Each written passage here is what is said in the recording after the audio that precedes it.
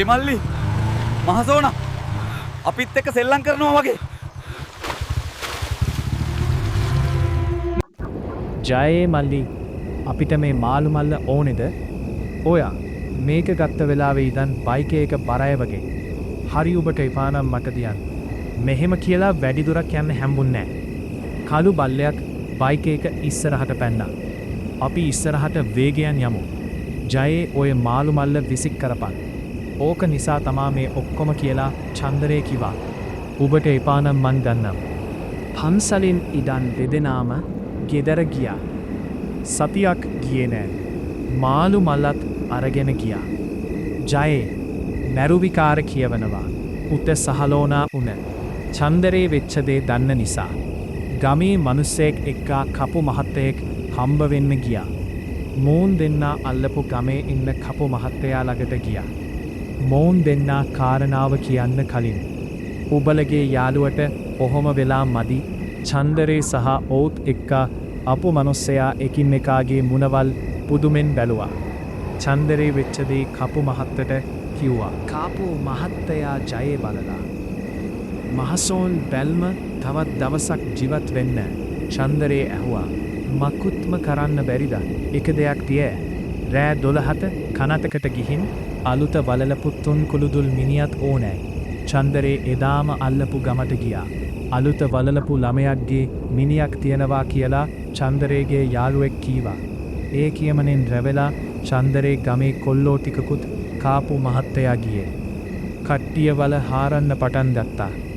වල හරන වෙලාවේ චන්දරේ වටපිටත් පාළුව අතරින් දැක්ක දෙයන් උන් හිටි තැන් අමතක වුණා. තමාය වල දිහා බලාගෙන ඉන්නවා. නැවතත් වල දිහා බැලූ චන්දරේ දැක්කේ පෙට්ටිය කොල්ලෝනේ. චන්දරේ කීවා මේ පෙට්ටිය උඩට ගන්න. ඔක්කොම එකතු වෙලා කට්ටිය පෙට්ටිය උඩට ගත්තා.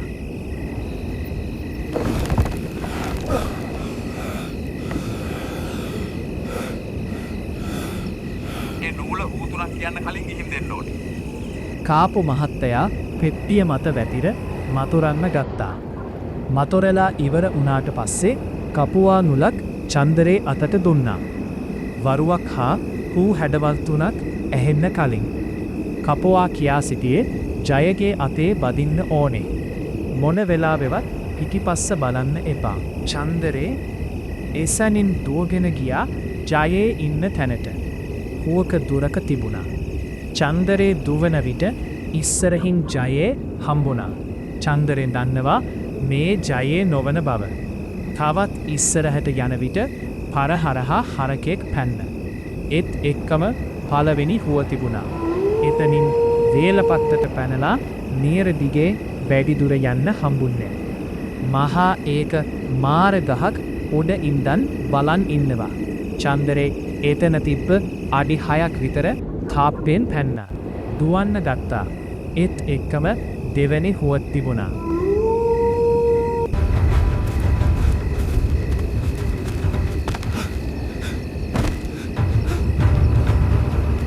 චන්දරේ ගෙදර වටෙන් පැනලා ජයගේ අතේ නූල බදින්න සැහෙන මහන්සියක් ගත්තේ.